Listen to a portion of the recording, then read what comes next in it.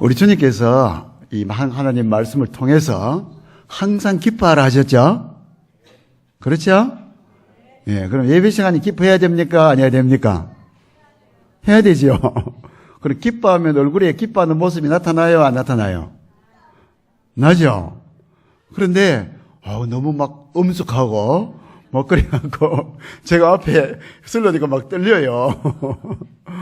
좀, 기뻐하는 마음으로 웃으시면서, 또, 우리, 요리 문답의 제일 첫 번째가 하나님을 기뻐하고, 즐거워하고, 그를 영원토록 또, 영광 돌리는, 그런 우리 요리 문답인데, 여러분 항상, 어디서든지 기뻐하는 마음으로 살았으면 좋겠습니다. 저도 잘 안 돼요. 저는 얼굴이 찡장이 돼갖고 어릴 때 뭐 고생을 많이 했는지 구박을 많이 받았는지 몰라도 이 뭐 좋은 것도 이렇게 심각하게 막 찡그려요 얼굴을.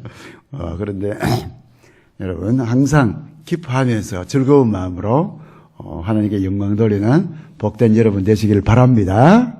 예, 그런 의미에서 옆에 사람과 한번 인사합시다. 오늘 특별한 날이니까 사랑합니다. 다시 한번 더 손 이렇게 하면서 옆에서 사랑합니다. 축복합니다. 승리합시다. 아멘. 예. 그러고 하니까 훨씬 더 분위기가 좋네요. 여러분 얼굴에 이제 아까 막 엄숙하던 분도 얼굴에 이제 웃기 시작하셨는데, 그럼 저도 이 말씀 증가하기가 훨씬 편해집니다. 예. 예, 옳은 말만 계속 듣고 살면 사람이 미친다는 것입니다. 옳은 말만 계속 들으면 사람이요, 미칠 확률이 아주 높다는 것입니다. 그런데 성경 말씀에는 옳은 말씀이 가득 차 있습니다. 그런데 옳은 말만 들으면 사람이 미친다니 어떻게 하면 좋습니까? 오늘 말씀은요, 우리 이제 신학교에 가도 조직신학이 있고 성경신학이 있어요. 조직신학은 어떤 주제를 가지고 여러 성경 구절로 백업해서 그 주제를 이제 세우는 그 원리를 뭐 구원론, 신론 이렇게 해서 세우는 그 학문이고, 이 성경신학은 성경 본문을 중심으로 그렇게 가르치는 학문입니다. 설교에도 주제 설교가 있고 강해 설교가 있어요. 이 주제 설교는 이 조직신학 좀 하고 비슷한 거고, 이 강해 설교는 아마 성경신학하고 아마 비슷할 겁니다. 우리 제가 존경하는 우리 정 목사님, 이 강해 설교를 아주 잘 하시는데, 오늘은 특별히 좀 이 별미로 주제 설교를 듣는 뭐 그런 시간이 되었으면 좋겠습니다. 예. 이 재성이 있는 사람이 옳은 말을 들을 때요, 옳은 말은 아주 완전한 그 수준에 있는 그런 말씀들이 성경에 계속 있어요. 그래서 그 옳은 말의 당위성과 자신의 그 현실의 삶의 괴리 속에서 굉장히 힘들어하고 어려워하는 거예요. 그래서 그 상황 가운데서 여러 종류의 사람들이 나타나요. 특별히 어떤 사람이 있었느냐, 그 예수님 당시 시대에는 바리새인들이 있었어요. 이 바리새인들은 하나님의 말씀의 그 옳은 수준, 인간이요 아무리 노력해도 하나님 말씀이 말씀하시는 그 옳은 수준을 따라갈 수가 없어요. 그런데 바리새인은 그 주위에 있는 모든 사람들이요, 저 사람 하나님 말씀대로 사는 사람이다, 이렇게 인정받고 있거든요. 그러니까 자기는 보니까 하나님 말씀대로 못 사는데 다른 사람들 인정하고 있으니까 이 사람들이 어떻게 하느냐, 자기가 옳은 삶을 100% 사는 양 이렇게 가면을 쓰고 있는 거예요. 그래서 예수님께서 그 바리새인을 보고 외식하는 바리새인, 화 있을진저 아주 강하게 책망하셨어요. 또 이게 한국에 오면 한국 유교 전통은 어떻습니까? 그 유교의 가르침이 율법적이고 아주 옳은 것만 이야기하잖아요. 그런데 옛날에 양반들, 유학자들 이런 사람들, 저 사람들은 저대로 살 거야. 그 천민들이나 평민들이 그렇게 생각하니까 이 양반들은 어디에 빠지느냐니까 그렇게 사는 척하는 거예요. 뭡니까? 체면주의에 빠지는 거예요. 그러니까 그 옳은 말을 들을 때 내가 어떻게 반응하냐에 따라서 진실하게 반응하지 못하면요, 정말 하나님께서 그 옳은 말을 주실 때는 너는 네가 아무리 노력해도 그 옳은 말대로 살 수 없다, 그 말이에요. 자기 자신을 깨달으라는 말이에요. 그런데 바리새인은 그렇게 사는 척 가면을 쓰고 회칠한 무덤같이 살았고, 양반들은요 어떻게 살았느냐, 체면으로 살았단 말이에요. 그런데 좀 마음이 여리고 착한 사람은요, 그 하나님의 그 옳은 말에 수준하고 자기 삶의 그 괴리 속에서 고민하고 갈등하는 거예요. 고민하고 갈등하다가 미치는 사람이 많대요. 그것이 자기 삶에 다 수용이 안 되니까, 그 옳은 말씀이 수용이 안 되니까 큰 갈등을 일으켜서 그걸 견디지 못하고 미치는 것입니다. 그래도 우리 예수 믿는 사람들은 옳은 말을 반드시 들어야 합니다. 그럼 어떻게 하란 말입니까? 성경 말씀을 잘 보면요, 옳은 말만 있는 게 아닙니다. 옳은 말과 함께 좋은 말도 성경에 아주 가득 차 있는 것입니다. 성경은 좋은 말, 굿 뉴스로 가득 차 있습니다. 누가복음 2장 10절 말씀 보면, 천사가 이르되 무서워하지 말라. 보라, 내가 온 백성에게 미칠 큰 기쁨의 좋은 소식, 좋은 말, 굿 뉴스로 너희에게 전하노라. 그렇게 말씀하셨습니다. 복음을 옳은 말이라 하지 않고 굿 뉴스, 좋은 말이라고 한 것입니다. 복음은 옳고 그름을 다 포용하고 옳고 그름을 초월해버리는 것입니다. 많은 사람이 사람을 볼 때 옳으냐 그르냐를 보고 판단하는 사람들이 많습니다. 그러나 옳고 그름, 선과 악으로 판단하는 그 선악과의 집에서 벗어나야 하는 것입니다. 고린도전서 13장 12절 말씀 보면, 우리가 지금은, 제가 그거 안 해줬죠? 예. 우리가 지금은 거울로 보는 것 같이 희미하나 그때는 얼굴과 얼굴을 대하여 볼 것이요, 우리가 지금은 부분적으로 아나 그때는 내가 온전히 알리라 그랬어요. 여러분, 아무리 신앙 좋고 영성이 뛰어난 사람도 이 땅에 있는 사람이, 죄성을 가진 사람이 어떤 한 부분을 100% 완전하게 볼 수 있는 사람은 아무도 없어요. 우리는 아무리 뛰어난 사람도 한쪽의 부분밖에 볼 수가 없어요. 그래서 우리가 판단하면 어떻게 되느냐, 그 부분만 보고 판단할 수가 많단 말이에요. 그러니까 하나님께서 우리에게는 다른 사람을 판단하는 그런 권한을 주지 않았어요. 그렇기 때문에 사람이 사람을 판단하고 사람이 옳으냐 그르냐를 판단하면 이건 왜곡될 수밖에 없고 또 편향적으로 볼 수밖에 없는 거예요. 그렇기 때문에 우리는 다른 사람을 좋은 사람이다, 나쁜 사람이다, 옳다, 나쁘다, 나쁜 사람, 이렇게 옳은 사람, 뭐 그런 사람 이렇게 판단하면요, 그 잘못될 확률이 많은 거예요. 예를 들면 딸이 엄마에게, 엄마, 나는 이제 죽어도 엄마 말 안 들어. 만약 그렇게 이야기했을 때 그 딸의 그 진짜 그 속마음을, 그 말을 들어보고 엄마는 알 수가 없는 거예요. 그런데 그 말 가지고 판단해버리면 잘못 판단할 수가 있다는 말이에요. 그래서 우리는 옳고 그름, 선과 악의 선악과를 초월한 생명의 집으로 인도해야 하는 것입니다. 이 동방의 의인이라 불리던 욥도 친구가 와서 옳은 말만 계속 해야 되니까 내가 미치겠다 그랬어요. 욥기 6장 25절 말씀 보면, 옳은 말이 어찌 그리 고통스러운고 그랬어요. 옳은 말인데, 한번 따라합시다. 옳은 말이 어찌 그리 고통스러운고. 너희의 옳은 말이 날 너무 고통스럽게 한다. 욥이 막 절규했던 거예요. 동방의 의인 욥이. 하나님의 그 옳은 말씀의 잣대로 보면요, 하나님 앞에 설 사람이 한 사람도 없습니다. 우리는 전혀 옳은 인간이 아닙니다. 로마서 5장 6절 말씀 보면 우리가 아직 연약할 때에, 그래서 연약할 때에, 연약이란 말은 하나님을 위해서 선한 일을 할 능력이 전혀 없다. 100% 없다는 거예요. 우린 연약한 사람입니다. 하나님을 위해서요, 선한 일을 할 능력이 없는 사람이에요. 예수 그리스도를 알기 전에는.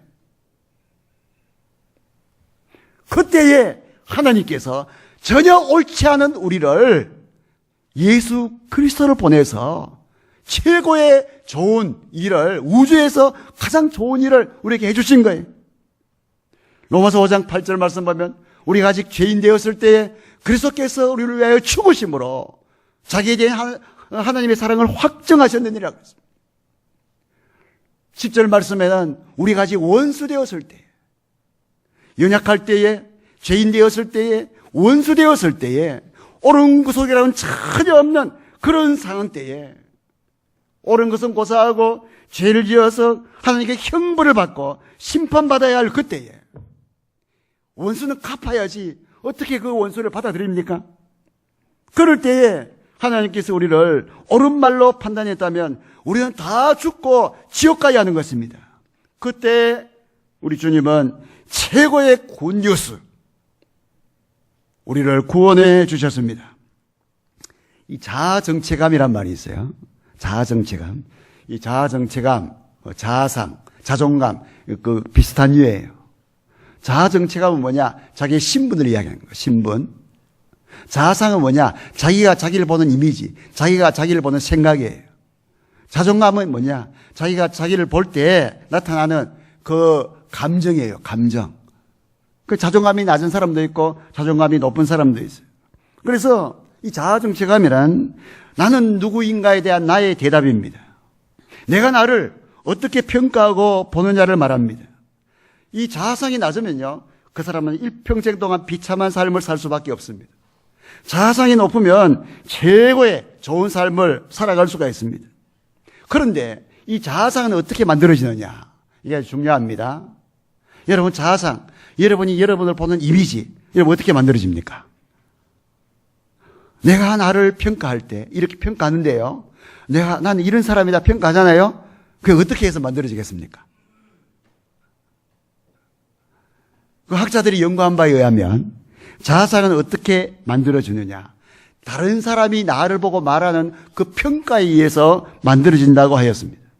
어릴 때요, 계속 다른 사람에게 거부당하고 좋지 않은 말을 듣고 또 막 배신당하고 배신하는 말을 듣고 그렇게 살면요, 이 사람은 자아정체감이 아주 낮아지는 거예요.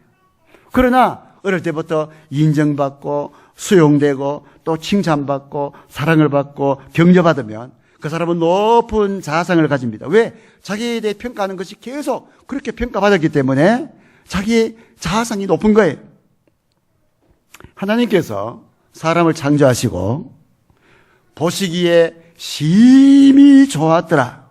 다시 말해서 하나님께서 우리 인간을 창조하시고 하나님께서 할 수 있는 최고의 평가를 해주셨어요. 하나님 보시기에 심히 좋았더라. 하나님으로부터 최고의 평가를 받은 그때는요, 우리 인간이 최고의 자아상을 가졌습니다. 그러나 타락한 후에는 최악의 정체감으로 떨어졌습니다. 그러나 예수님께서 내 죄를 위해서 십자가에 못 박혀 죽으심으로 내 생명은 예수님의 생명과 바꾸어진 우리는 이제 얼마나 가치가 있느냐, 예수님짜리, 예수님만큼, 예수님 칸만큼 존귀한 존재가 되었습니다. 그래서 우리를 이사야서 43장 4절 말씀 보면 내가 너를 보배롭고 존귀하게 여기고 그랬어요. 41장에서는 지렁이 같은 너 야곱아 그랬는데 하나님께서 그 야곱을요, 보배롭고 존귀하게 여긴다고 그랬어요. 그럼 우리에게 적용하면 우리를 하나님께서 보배롭고 존귀하게 여기는 거예요. 하나님께 지금 우리에게 최상의 평가를 하십니다. 한번 따라합시다. 나는 보배롭고 존귀한 존재이다. 여러분, 하나님의 아들, 딸이고 하나님의 자녀고 하나님의 백성입니다. 이제는요, 우리가 나를 보거나 다른 사람을 볼 때 이제는 옳고 그름을 판단하는 선악의 눈이 아니라 최고의 굿뉴스, 하나님께서 말씀하신 대로 내가 너를 보배롭고 존귀하게 여기고 그렇게 나와 다른 분을 봐야 하는 것입니다. 오늘 본문에 서로 돌아보아 사랑과 선행을 격려하며 모이기를 피하는 어떤 사람들의 습관과 같이 하지 말고 오직 권하여 그날이 가까움을 볼수록 더욱 그리하자 그랬어요. 한번 따라합시다. 서로 돌아보아. 한번 돌아보세요. 옆에 사람. 예, 물론 그 돌아보아는 아니지만 돌아보아. 예. 그 다음 뭐예요? 사랑과 선행을 뭐하며 격려하며 만날 때마다 해야 되는 거예요. 자, 오늘 교회 와서 다른 사람에게 좋은 말, 그죠? 격려나 인정이나 칭찬 한번 해주면 손 들어보세요.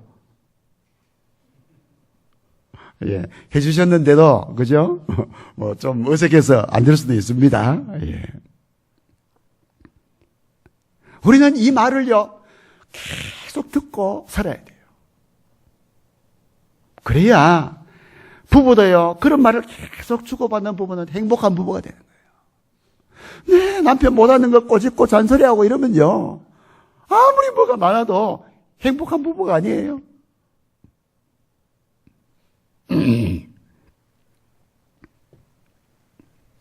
옳은 말도 하지만, 우리 옳은 말 하지 말라는 말이 아니에요. 그것도 반드시 해야 되지만, 굿뉴스, 좋은 말, 서로의 사랑과 선행을 격려해야 합니다.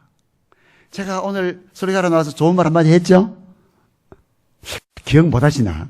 워낙 안 하셔서 제 좋은 말인지 안 좋은 말인지도 여러분 잘 분별 못 하시는지 죄송합니다. 제가 우리 이 찬양대, 성가대 보고 뭐라 그랬어요? 예? 예, 그렇죠. 그 성가대를 한 곡 해도요, 거기에 좋은 점이 많이 있는 거예요. 근데 어떤 사람은 딱 보고, 찬양하는 거 딱 보고요, 아, 저거 보니까 엘토 파트가 틀렸네. 저게 화음이 잘 안 맞네. 이것만 보는 거예요.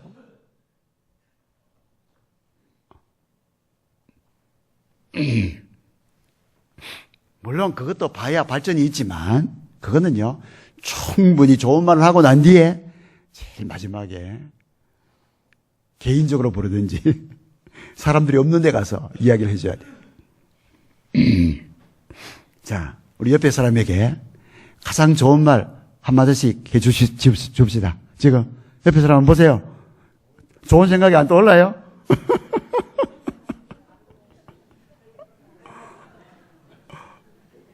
한번 따라합시다. 당신 참 예쁩니다. 예. 여러분, 여자들이 제일 듣기 좋아하는 말이 뭔지 압니까?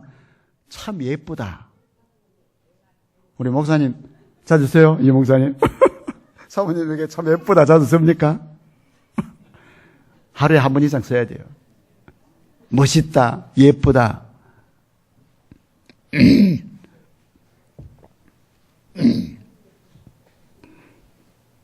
그 말 안 쓰면요, 부부관계도 메말라가고요. 왜 부부관계 왜 메말라가는지 알아요? 그걸 안 쓰기 때문에 남편이. 자기 아내가 제일 듣고 싶은 말인데 하루에 한 번도 안 해줘. 예쁘다는 소리를. 여러분 아내가 얼마나 예쁩니까? 누구 작품입니까? 여러분 아내는 누구 작품?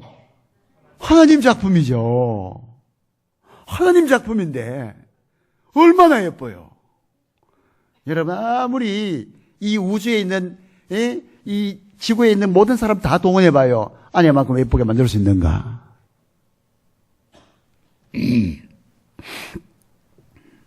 율법적인 사람은요, 좋은 말보다는 옳은 말로 남을 판단하는 말을 많이 합니다.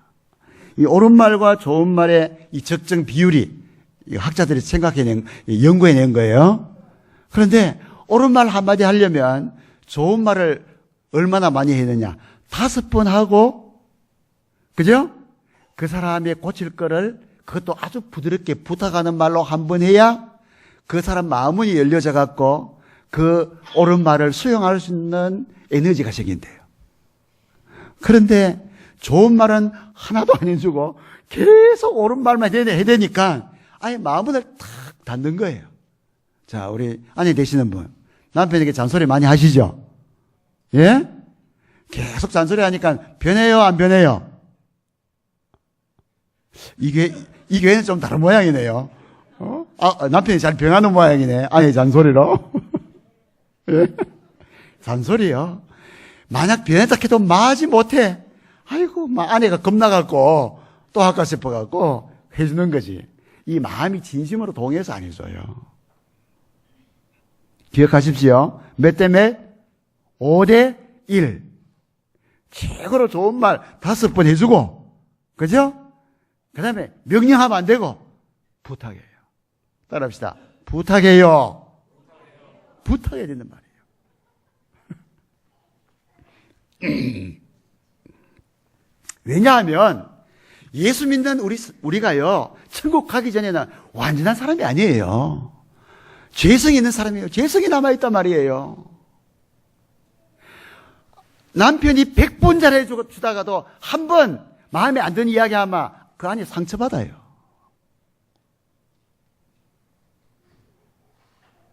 반대도 마찬가지예요. 여러분 안 그렇습니까? 저는 그렇던데. 저는 좀 모자란 사람이가 그런가? 예? 내가 수용하지만 마지못해 수용하는 거예요. 아내가 좀 듣기 싫은 소리 해도.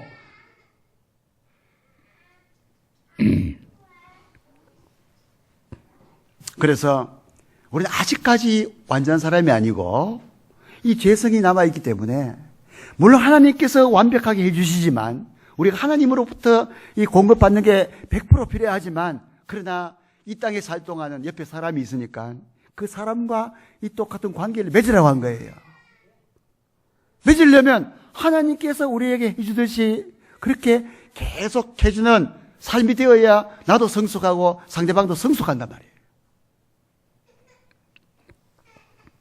우리 예수님은 자기를 십자가에 못 박는 사람을 보고 뭐라 그랬습니까?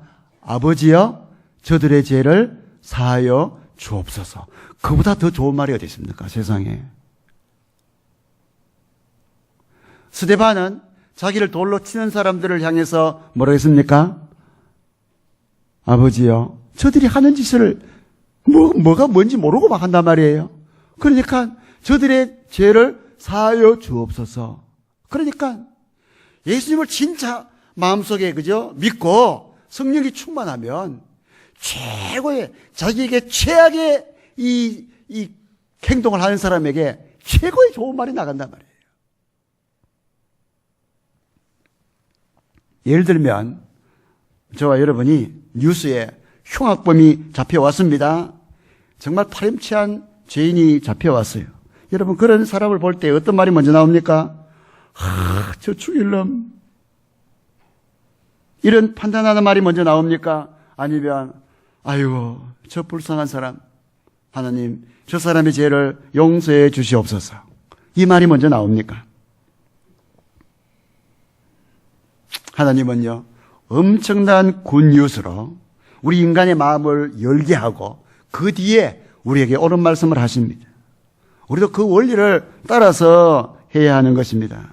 한 번은 이 서울에서 이제 서울 내려갔다가 기차를 타고 대구로 올라오는데 내 옆에 한 아주머니가 앉았어요. 한 50대 아주머니가 앉았는데 참 나 또 그렇게 열심히 불경을 읽는 사람 처음 봤어요. 그냥 인쇄된 책인지 글씨로 썼는 건지 모르지만 그걸 복사했는지 모르지만 이 책도 적지 않아요. 그런 책을 갖고 보니까 거꾸로 보니까 무슨 경 적혀 있던데 그걸 가지고 계속 읽는 거예요. 계속 읽어요. 계속 옆에 구경도 안 하고 막 밖에 구경도 안 하고 계속 그것만 읽더라고요.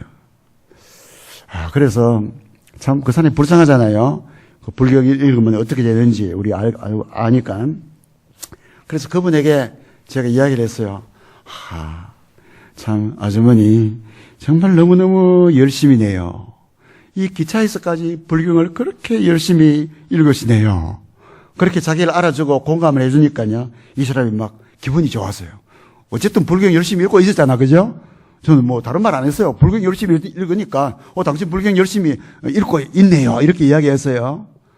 그러니까 그 사람이 기분이 좋아졌던가 봐요. 그래서 이제 불경 읽는 걸 딱 그만두고 저한테 막 이야기를 하는 거예요. 제가 묻지도 않았는데 자기 과거 이야기를 막 쫙 하는 거예요. 그러면서 조금 좋은 이야기가 나오면 야 그렇게 하셨습니까? 대단하시네요.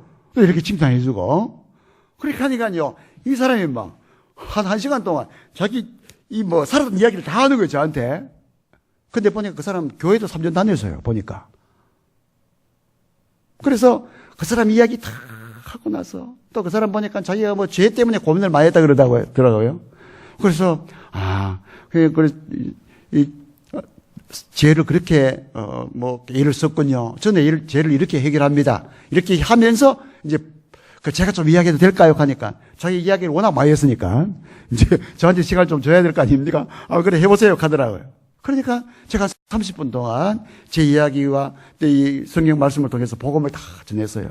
전하니까 그 사람이 그렇게 하면 마음이 참 평안하고 죄를 해결할 수 있겠네요 하더라고요.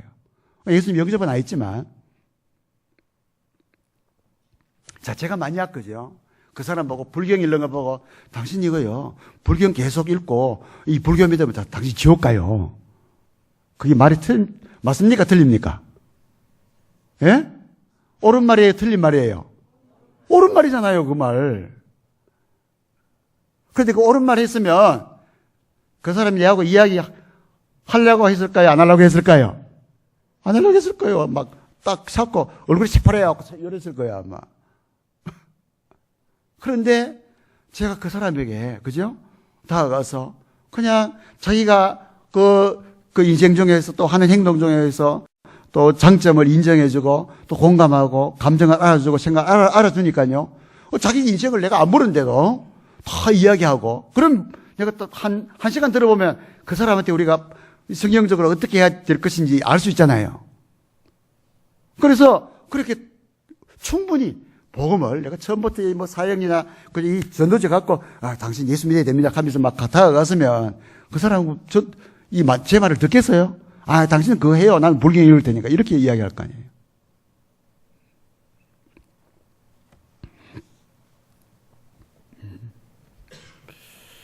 오늘 우리 성안교회 모든 성도님들은 옳은 말 하십시오. 그렇지만 제가 하지 말라는 아니에요.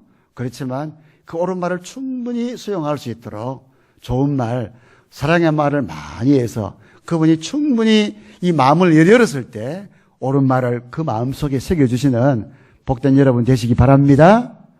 이 복음을 사랑의 보자기로 사서 줘야지 그냥 옳게만 계속 나가면 나중에 맞닥뜨리고 깨지는 거예요.